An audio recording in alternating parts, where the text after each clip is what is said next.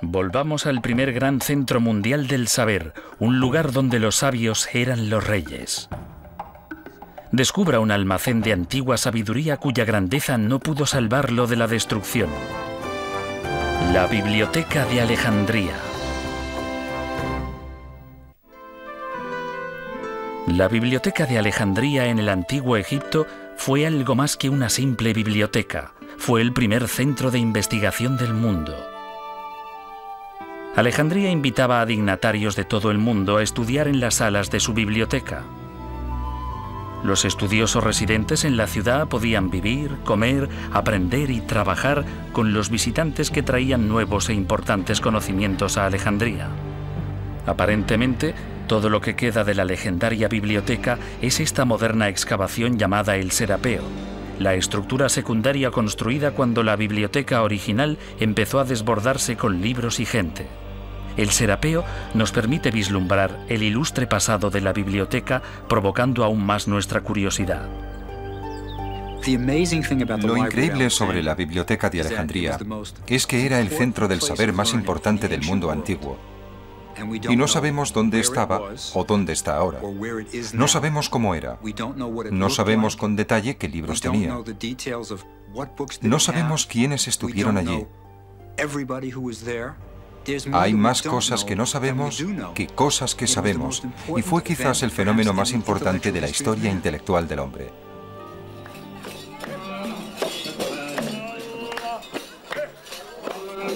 Hoy día viven más de 3 millones de personas en Alejandría, la mayoría seguidores del Islam. Las viejas calles están inundadas de tiendas y edificios construidos junto a antiguas ruinas. Situada a 210 kilómetros al noroeste de El Cairo, Alejandría es la segunda ciudad más grande de Egipto y sede de su principal puerto. En el siglo IV a.C., este magnífico puerto abierto y su isla de faros atrajeron al ilustre conquistador Alejandro Magno. Cuando Alejandro fundó la ciudad en el año 332 a.C., eligió este lugar para su localización. El mar Mediterráneo, la isla de Faros y la proximidad del río Nilo la convertían en una buena base naval. El puerto natural permitía el fácil acceso a todas las naciones del cada vez más floreciente Mediterráneo. El comercio y el intercambio con otras civilizaciones resultaba posible. Alejandría poseía todos los atributos para convertirse en el nuevo centro mundial del pensamiento y la cultura. Cuando Alejandro Magno contempló el puerto vacío, tuvo una visión clara de la ciudad que llevaría su nombre. Pero, ¿por qué querría un guerrero como Alejandro construir una biblioteca?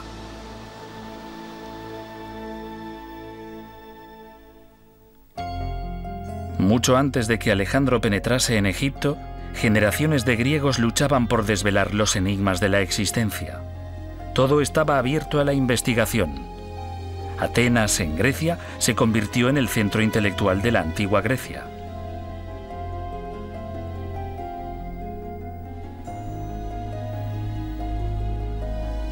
El discurso y el debate eran respetados pasatiempos.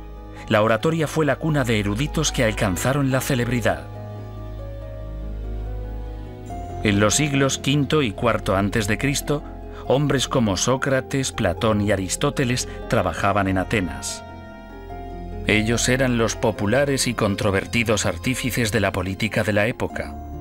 Sus antiguas enseñanzas constituyen la base del pensamiento moderno, y sin embargo, las vidas de estos antiguos intelectuales convergieron con la de uno de los más grandes generales de la historia, Alejandro Magno.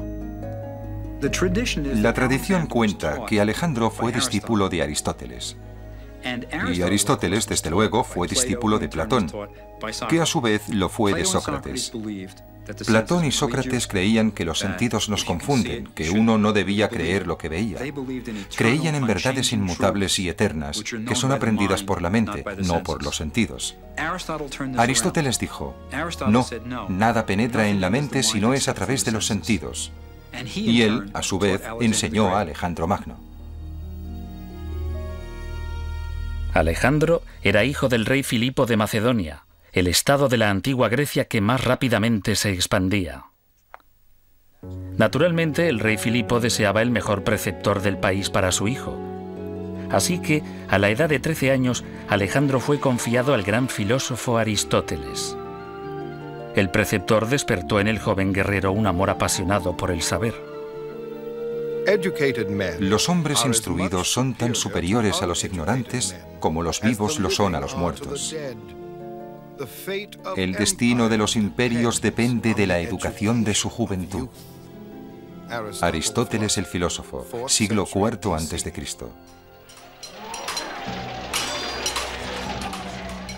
Alejandro consideraba el conocimiento como un arma para el poder. En su lucha para conquistar el mundo una década más tarde, Alejandro llevaba consigo en las batallas una copia de Aristóteles de la Ilíada de Homero. El guerrero era también un poeta. Guiando a su impresionante ejército a través de Asia hasta la India occidental, el joven general inspiraba admiración. Su campaña para defenderse de la dominación persa penetró como una lanza en el mundo antiguo, ganándose el apoyo de ejércitos, imperios y países. En el otoño del año 332 a.C., Alejandro penetró en Egipto en su campaña mundial. Egipto, entonces una provincia persa, aclamó a Alejandro como al liberador de la opresión persa. Recibido como soberano, Alejandro fue coronado faraón de Egipto. Durante casi 3000 años, Egipto había sido gobernado por faraones divinos. Esos antiguos faraones eran el vínculo entre sus mortales súbditos y los propios dioses. Los faraones egipcios eran considerados dioses en vida y después de la muerte.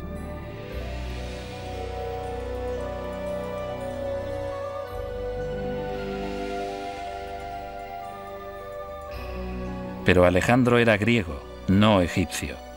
No tenía asegurada la vida después de la muerte, y por eso Alejandro Magno buscó su propia inmortalidad.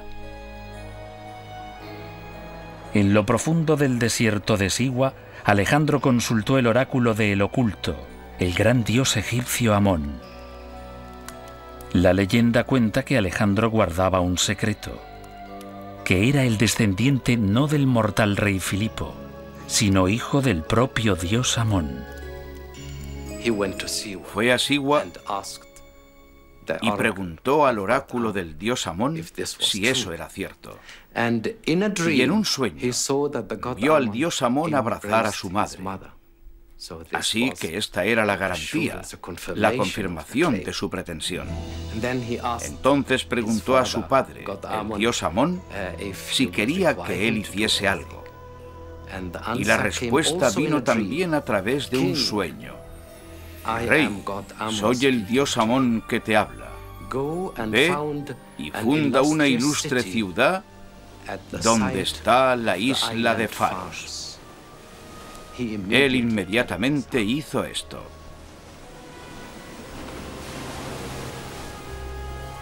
En el sueño, el dios Amón abrazaba a la madre de Alejandro, mientras que en la realidad Alejandro abrazó a Egipto y fundó Alejandría.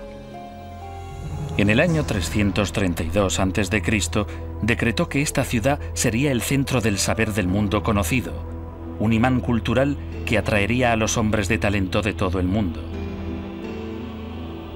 En el corazón de la ciudad habría una institución de enseñanza sobre la que podrían erigirse otros imperios, un lugar de ciencia y literatura. La biblioteca sería un universo independiente de sabiduría acumulada. Los arquitectos diseñaron los planos de la nueva ciudad, pero tras solo 6 meses en Egipto, Alejandro partió a otro lugar a continuar con sus peligrosas aventuras.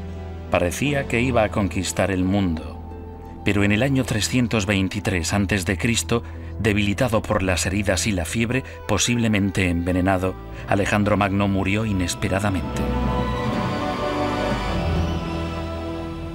¿Qué ocurriría con su soñada ciudad? ¿Compartirían los nuevos soberanos la sed de conocimientos de Alejandro? La biblioteca de Alejandría aún tenía que ser construida cuando su mentor murió. ¿La contemplaría el mundo alguna vez?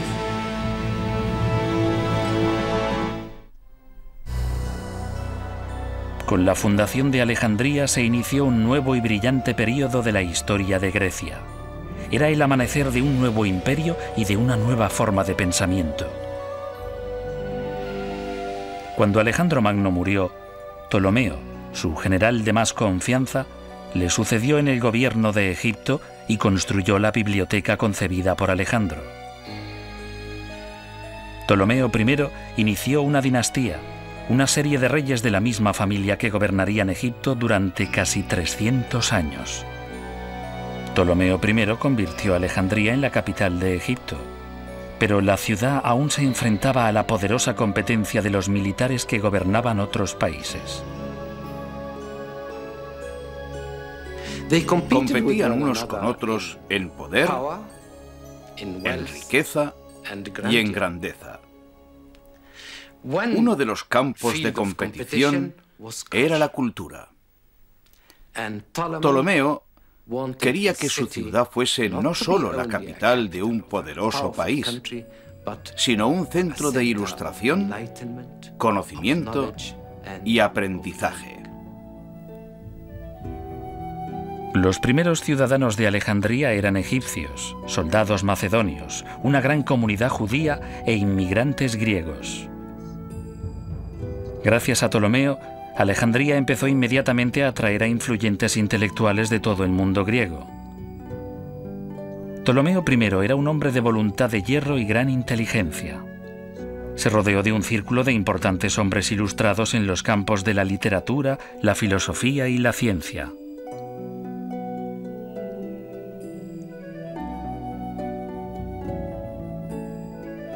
El arquitecto Demetrio de Falero asistió a Ptolomeo en el diseño de los planos del nuevo centro.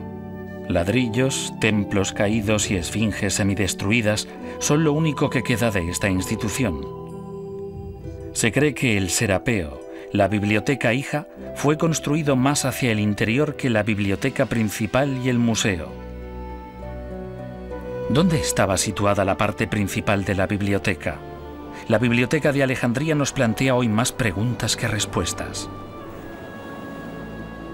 Una de las cosas importantes de la Biblioteca de Alejandría es dónde estaba situada, y nadie está seguro de ello. Creemos que estaba a la orilla del agua, y que esto explicaría dónde se encuentra ahora, bajo el agua. Tampoco sabemos cómo era. No hay documentos coetáneos que proporcionen realmente una descripción de la biblioteca, así que nos preguntamos de verdad cómo era. ¿Tenía 2 pisos? ¿Tenía 3 pisos? ¿Era oscura o tenía una buena iluminación? Hay muchas cosas que no sabemos sobre la biblioteca. La biblioteca principal estaba construida probablemente cerca del puerto, en el barrio griego real de Alejandría. Se cree que estaba dentro o cerca del palacio llamado Bruchión o museo. Los estudios que se desarrollaban allí eran costeados por la Casa Real. Muchos sabios locales recibían un sueldo del rey. Los ptolomeos estaban lógicamente orgullosos de su biblioteca. Había un fuerte sentido del deber por parte de los ptolomeos hacia el fomento del aprendizaje, lo que es muy destacable en cierta forma. Siempre lo es, ya que sus preocupaciones reales eran el poder, la seguridad de la dinastía y los problemas de Egipto, que eran enormes. Una de las cosas que hizo Ptolomeo fue coleccionar libros, algo muy propio de los griegos, coleccionar tantos libros como fuera posible, y él lo hizo con creces. Los visitantes llegaban con sus versiones de famosos textos literarios antiguos. Algunas veces se enviaba agentes al extranjero para conseguir nuevas obras. A veces se donaban manuscritos a la biblioteca. Incluso la biblioteca de Aristóteles fue legada a la biblioteca de Alejandría. Se nos ha contado también que existía una ley por la que cualquier viajero que entraba en el país, en el puerto de Alejandría, era registrado en busca de libros. No en busca de drogas, sino de libros. Y si se encontraba un libro, este era llevado a la biblioteca. Si no había allí una copia de él, era confiscado y el viajero compensado. Así que hicieron cosas extraordinarias. para adquirir libros. Pero el método normal para adquirir libros era, desde luego, comprarlos. Y había mercados y mercados de libros. Así que, de esta forma, Alejandría adquirió la mayor colección de libros que jamás existió en la antigüedad.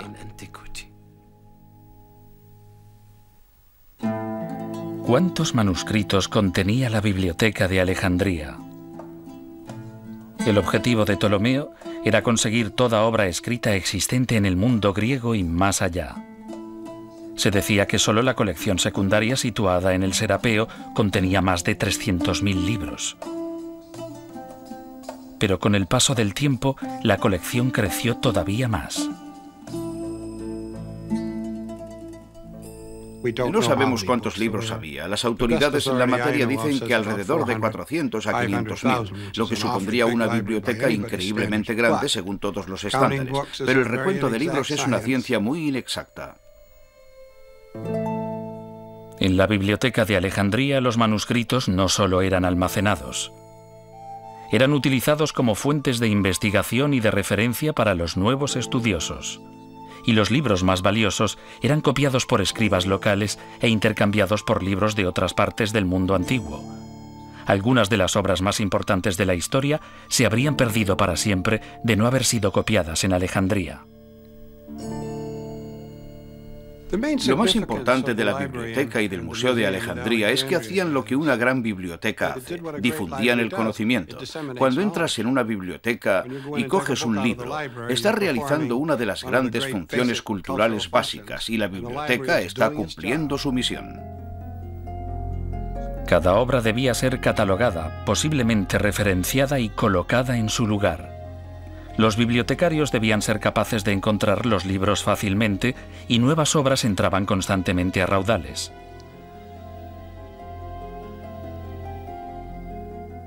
Además de nuevo material para la biblioteca, venían más visitantes.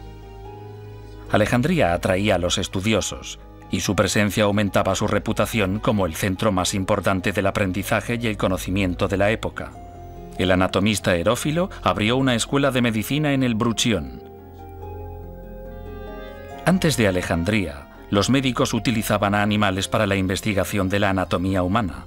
Se rumoreaba que, mucho antes de que se realizasen operaciones con anestesia, los científicos de Alejandría operaban directamente a personas vivas. No existen pruebas de ello, pero Herófilo fue uno de los primeros en realizar reconocimientos médicos de cadáveres humanos. Por tradición, los griegos tenían prohibido realizar disecciones, estaba prohibido realizar incisiones en cuerpos humanos. Para los griegos era casi un sacrilegio. Pero en suelo egipcio existía la tradición de los embalsamadores egipcios, que durante 3000 años habían estado diseccionando cuerpos. Así que en la escuela de medicina de Alejandría, por primera vez, los médicos pudieron hacer prácticas en cadáveres humanos. Y en Grecia, en Atenas, por ejemplo, había médicos que decían: ojalá hubiese estudiado en Alejandría, porque allí se pueden realizar disecciones humanas. Así que en la biblioteca de Alejandría había, en cierto sentido, más libertad que en cualquier otro lugar, y especialmente en la escuela de medicina, y esta era una de sus características más importantes. Además de la literatura y la medicina, la investigación en Alejandría bajo el auspicio de los Ptolomeos favoreció el estudio de las matemáticas. El fundador de la geometría, Euclides, vivió en Alejandría y publicó un libro de texto que reemplazó todos los anteriores. También abrió una escuela. La geometría estudiada en la escuela primaria es desde luego la de la biblioteca de Alejandría. Euclides explicaría los resultados de los teoremas básicos que otros habían creado y hoy todavía se puede ver en cualquier libro de introducción a la geometría el nombre de uno de los hombres que trabajó y estudió en la biblioteca. Poco se sabe sobre la vida personal de Euclides, pero existe una leyenda. Cuando Euclides mostró su nueva obra al rey Ptolomeo, el rey le preguntó si había algún camino fácil hacia el conocimiento. La respuesta de Euclides fue: no hay caminos reales hacia la geometría.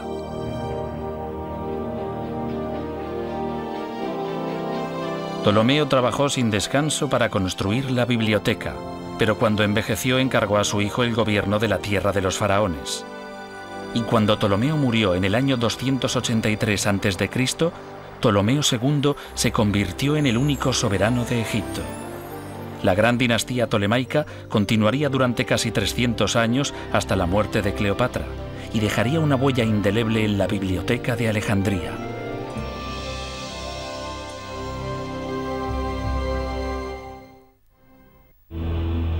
El segundo Ptolomeo cumplió con los deseos de su padre y de Alejandro Magno, y la Biblioteca de Alejandría floreció en el siglo III a.C. Ptolomeo II gobernó con su hermana y bajo su reinado la biblioteca y el museo crecieron y prosperaron. Fue la Edad de Oro de Alejandría. Además de ampliar la biblioteca y el museo, Ptolomeo II construyó la última de las 7 maravillas del mundo antiguo, un faro colosal en la isla de Faros.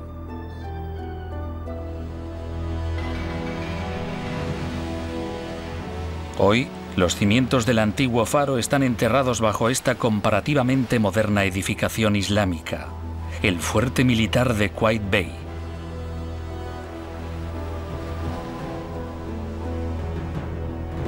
Pero en la época tolemaica, los viajeros que llegaban a Alejandría contemplaban el primer faro de la historia diseñado arquitectónicamente, una maravilla de la construcción de 3 niveles de unos 120 metros de altura. Se precisaban enormes cantidades de combustible para mantener el faro encendido. Los antiguos quemaban seguramente excrementos animales para poder enviar un poderoso haz de luz de bienvenida de Alejandría al mundo.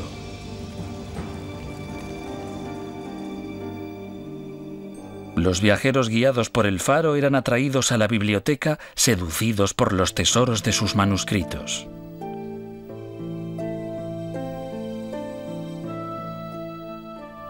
La historia de Egipto sería una de las cosas típicas que se podían encontrar en la biblioteca.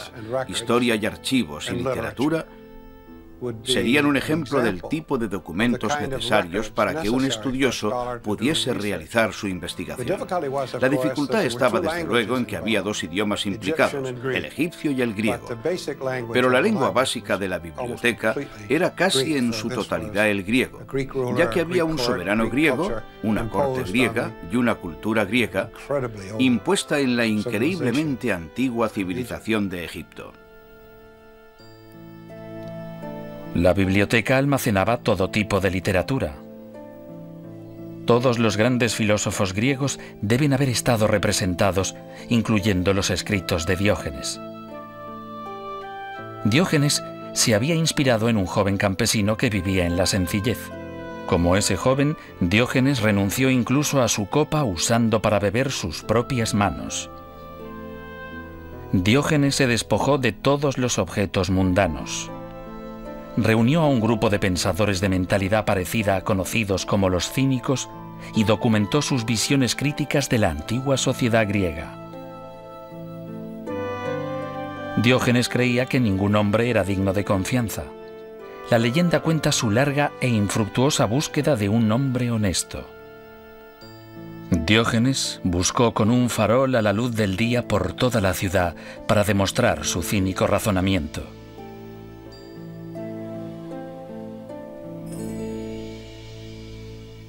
Los manuscritos de Diógenes el Cínico constituyeron una parte de la inmensa colección de la biblioteca. La biblioteca de Alejandría era realmente única en un sentido importante. Era ecléctica, lo querían todo. No solo almacenaban cultura griega, querían textos babilonios, querían textos turcos, querían todo lo que pudiesen conseguir. Querían la Biblia judía. Según la leyenda, la primera traducción al griego del Antiguo Testamento fue escrita en Alejandría bajo la supervisión de Ptolomeo II. Se dice que pidió a 70 sabios judíos que tradujesen y copiasen simultáneamente los libros de la ley judíos.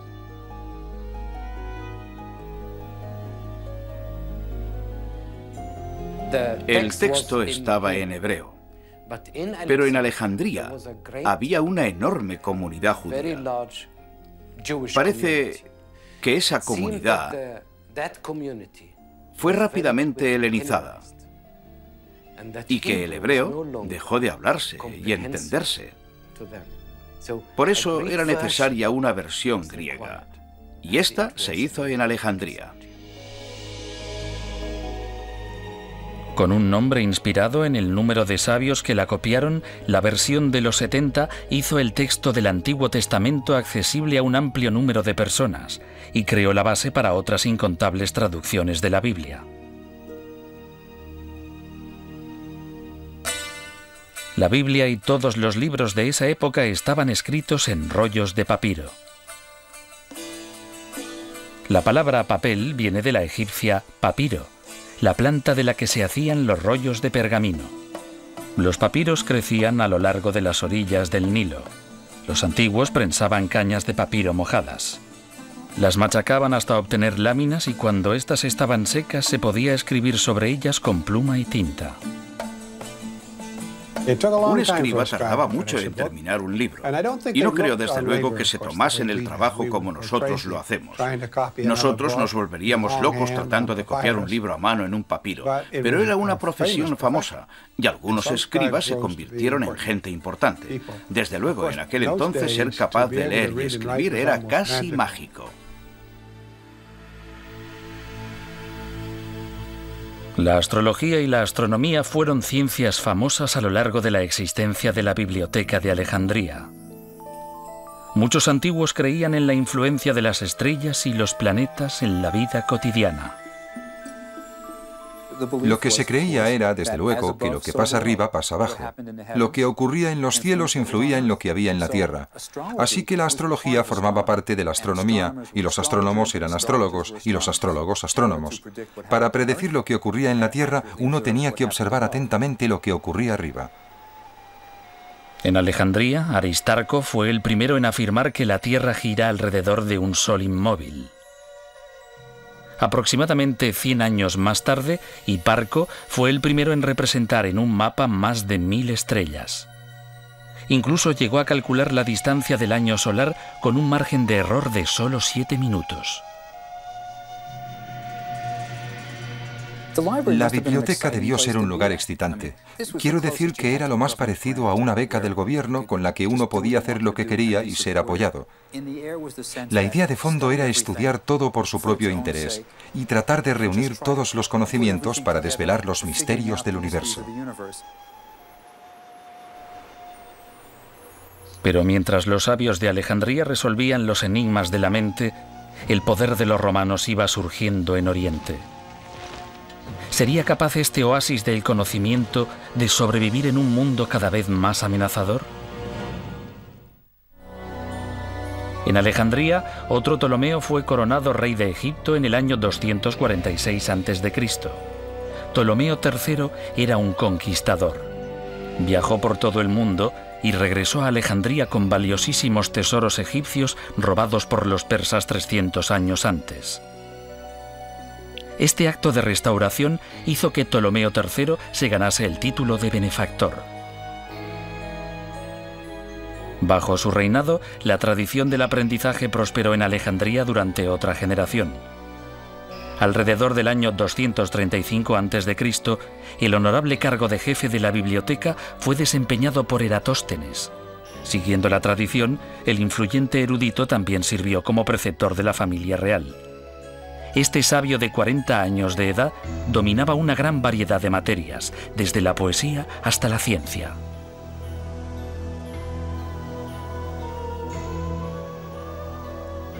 Eratóstenes es el primero en calcular la circunferencia de la Tierra. Es importante resaltar que a todos nos enseñaron en la escuela que Colón fue el que demostró que la Tierra era redonda. Los griegos instruidos ya sabían que la Tierra era redonda mucho antes que Colón. Incluso en uno de los diálogos de Sócrates, este dice: cuando describimos la Tierra sabemos que es una esfera suspendida en el firmamento. Así que se sabía que la Tierra era redonda. La pregunta era, ¿qué tamaño tenía? Observando la proyección de las sombras en Alejandría y en el sur de Egipto al mediodía en el mismo día, y calculando la diferencia entre el tamaño de cada sombra y la distancia entre los dos puntos de referencia, Eratóstenes fue capaz de calcular la circunferencia de la Tierra. Dijo que la Tierra tenía una circunferencia de 39.700 kilómetros. Sorprendentemente, solo se equivocó en unos 322.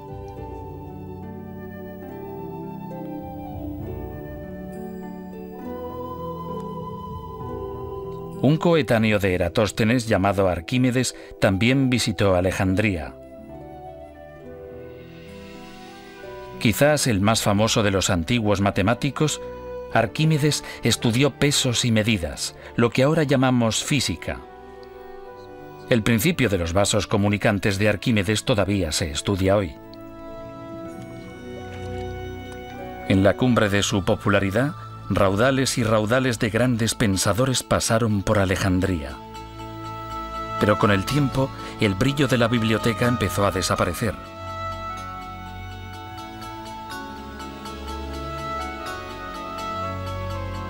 El reinado de Ptolomeo IV marcó el principio del declive de la dinastía y de la biblioteca. Otros centros mundiales del saber emergieron para sustituirla.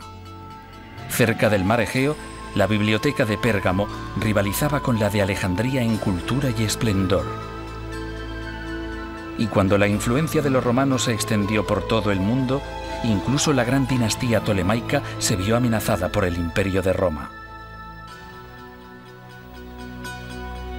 En el año 48 a.C., cuando el general romano Julio César llegó a Egipto, el soberano del país era la reina Cleopatra, de solo 19 años, quizás la más famosa y legendaria de todos los Ptolomeos. La mitología que rodea la figura de Cleopatra empieza con su propio origen. A menudo pensamos en ella como egipcia. No, era de pura sangre griega. Era la descendiente directa de ese Ptolomeo, que fue uno de los comandantes de Alejandro.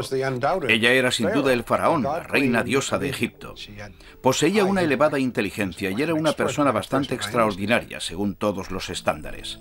Cleopatra se enfrentó a Julio César sin temor. Aunque César vino a conquistar Egipto, fue Cleopatra la que conquistó el corazón de César.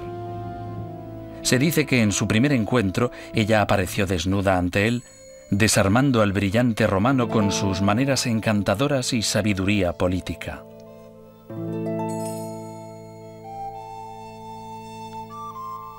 Pero más allá de su naturaleza seductora, Cleopatra poseía admirables habilidades militares y una aguda inteligencia.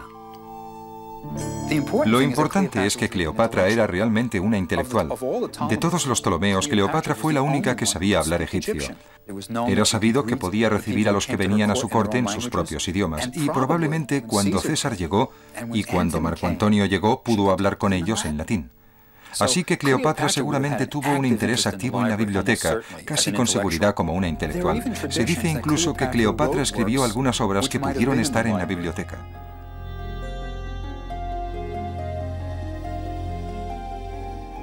Es durante el reinado de Cleopatra cuando la marcha de la historia da por primera vez un giro contra la biblioteca de Alejandría. Cuando Cleopatra luchó por el gobierno de Egipto contra su corregente y hermano, César se puso del lado de Cleopatra y terminó metido en una guerra civil en Alejandría. La flota de César no podía competir con los magníficos veleros alejandrinos y pronto se vio rodeada en el puerto. César se encontró rodeado, recurrió al fuego y prendió fuego a los barcos enemigos. El fuego destruyó los barcos en el mar y en los muelles. Y aquí termina el relato del propio César. Un siglo más tarde, sabremos más detalles, como que el fuego no solo se limitó a los barcos, sino que se propagó a los barrios de la ciudad más cercanos al puerto. Y Plutarco, que conocía a Alejandría muy bien y que visitó a Alejandría, dice que el fuego se propagó desde los muelles a la gran biblioteca de Alejandría. Según el antiguo historiador Plutarco, la biblioteca fue destruida accidentalmente por un incendio que se propagó desde el puerto. Pero algunos historiadores modernos creen que el incendio destruyó algunos depósitos que contenían solo una porción de la colección alejandrina de manuscritos. ¿Resurgió la biblioteca de Alejandría de entre sus cenizas para continuar con su tradición de enseñanza? Tras la muerte de César en el año 44 a.C., su sucesor, Marco Antonio, ofreció a la reina Cleopatra miles de libros comprados a su rival, la Biblioteca de Pérgamo. Esta oferta fue realizada posiblemente para reemplazar los libros quemados por César. Marco Antonio, como César antes que él, apoyó a Cleopatra contra la oposición en Alejandría. Pero en el año 31 a.C., los dos fueron derrotados en la batalla naval de Accio. Marco Antonio se suicidó y su amante, la reina Cleopatra, pronto le siguió. La leyenda dice que Cleopatra puso una serpiente en su pecho y tras la mordedura del áspid rápidamente sucumbió a su veneno y murió. Es más probable que la reina ingiriese un veneno que la mató. Pero cualquiera que fuese la causa, la dinastía tolemaica que había fundado y financiado la Biblioteca de Alejandría terminó con la muerte de Cleopatra en el año 30 a.C. Si la guerra civil de Alejandría y el fin de una dinastía no pudieron destruir la enorme biblioteca, ¿qué lo hizo?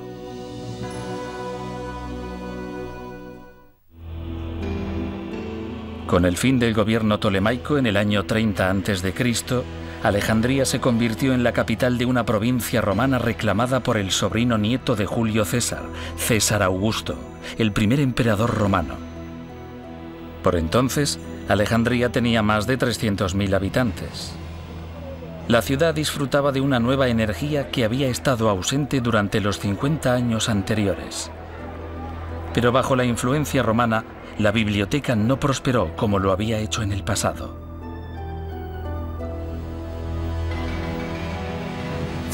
Los romanos tenían un concepto del aprendizaje distinto a los griegos. No tenían iniciativa intelectual, no disfrutaban con el mero hecho de aprender, con la razón pura.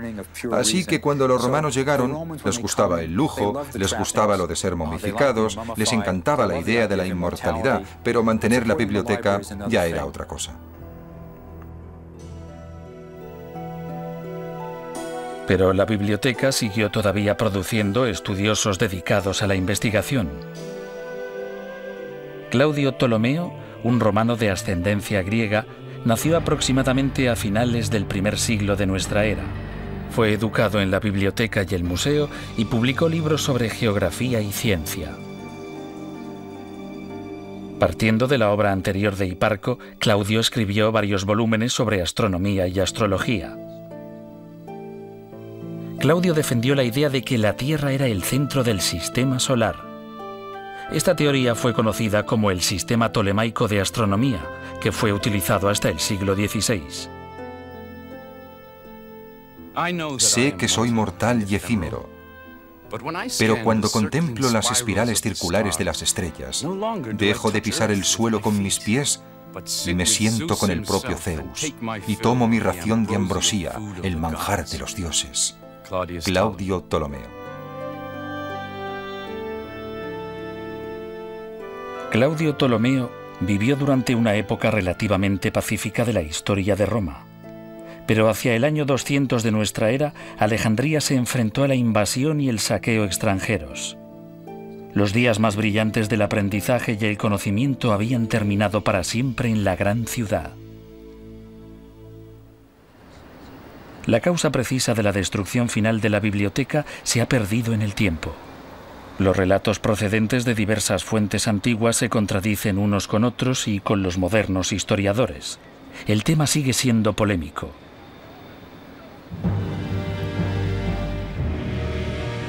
Hacia el año 400, el paganismo fue proscrito y el cristianismo prevaleció como la religión oficial del Imperio Romano. El emperador Teodosio ordenó la destrucción de todos los templos y monumentos no cristianos. Los sabios paganos fueron asesinados en las calles. En una época de constante confrontación étnica y rebelión, la biblioteca pudo haber sido destruida por los cristianos.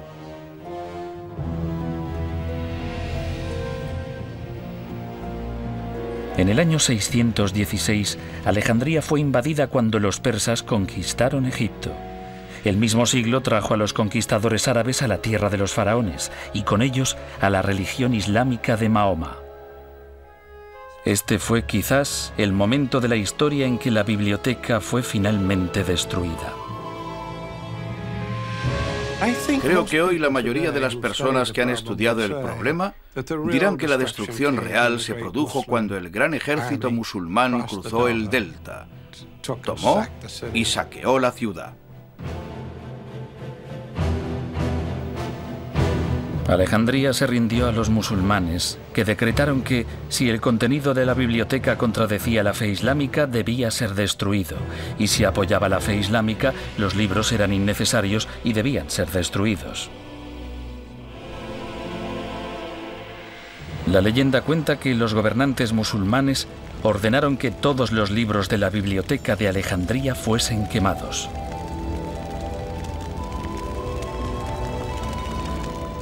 Combinando todas las historias que rodean el declive y la destrucción de la biblioteca de Alejandría, es posible que lleguemos a la verdad.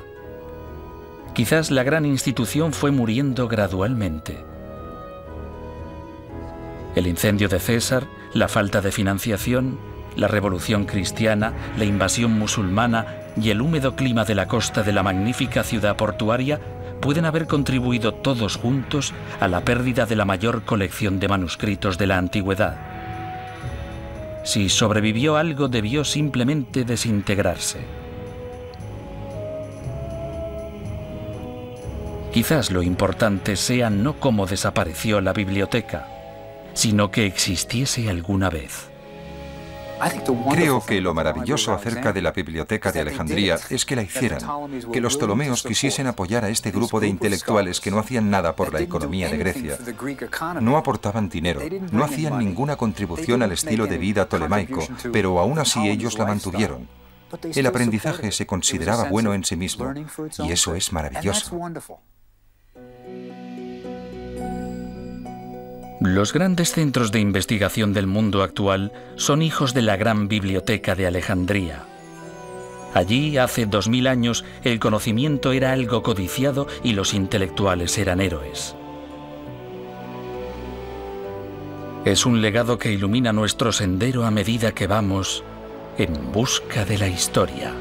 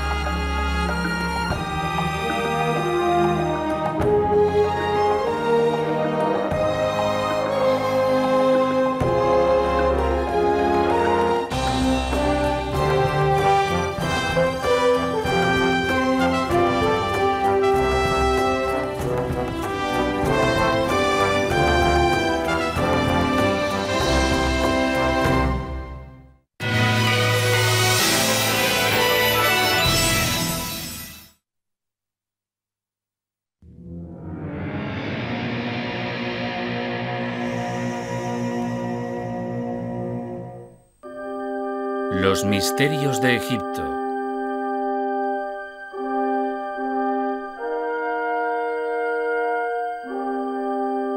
El renacimiento de Isis. Durante milenios, la gente ha buscado las fuentes del Nilo, el río más largo del mundo. Para los antiguos egipcios, el río era sagrado y su fuente un lugar de gran valor espiritual. Tradicionalmente, muchos creían que estaba aquí, en la primera catarata, donde las aguas surgían de fuentes subterráneas y empezaban su largo viaje a través del país. Uno de los últimos faraones egipcios, Nectanebo I, construyó un templo aquí. Más adelante, los Ptolomeos lo ampliaron y lo dedicaron a una de las diosas más gentiles y humanas, Isis, la hija de la tierra y el cielo.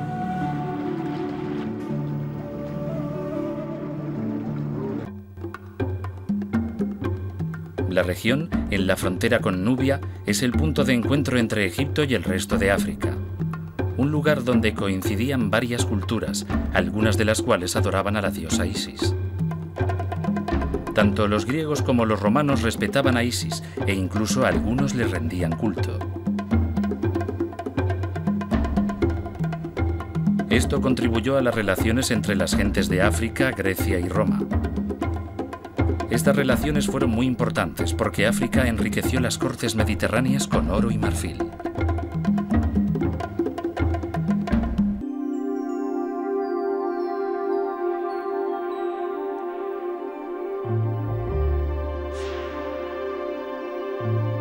Cuando se construyó el templo de Isis, 2 galerías llevaban hasta el primer pilar del templo.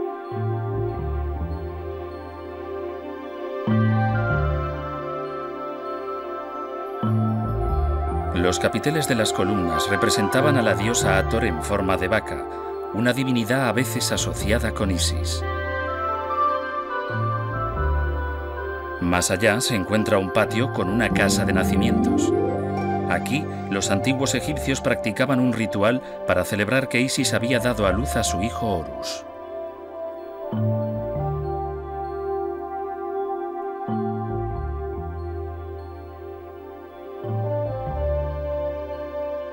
Isis era la esposa de Osiris, dios de la vegetación y las cosechas.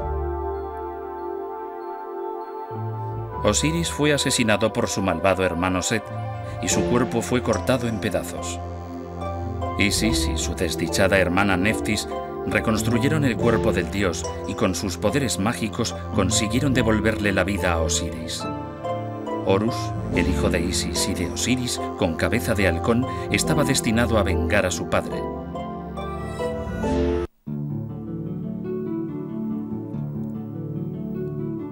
En la antigüedad, cuando el culto a Isis se había extendido por el Mediterráneo, el templo se convirtió en un importante destino para sus fieles. Pero tras la conversión del emperador romano Justiniano al cristianismo, se puso fin al culto. Este expulsó a todas las divinidades paganas de su imperio y finalmente el templo de Isis se transformó en una iglesia cristiana. De todos modos, la poderosa imagen de Isis con su hijo sobrevivió, y muchos creen que el icono de Isis sosteniendo a su hijo Horus en brazos jugó un papel muy importante en la creación de la leyenda de las representaciones cristianas de la Virgen María con el niño Jesús. Cuando construyeron la primera presa de Asuán, el templo de Isis quedó parcialmente sumergido bajo las aguas del Nilo, cuyo nivel aumentó drásticamente al llenarse el pantano. Todavía se pueden ver las señales que dejó el agua en las columnas.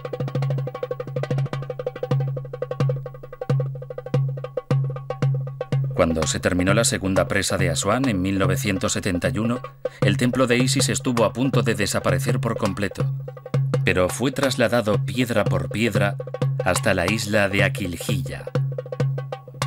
El templo de Isis volvió a la vida. Igual que ella y Neftis resucitaron a Osiris, Isis también resucitó.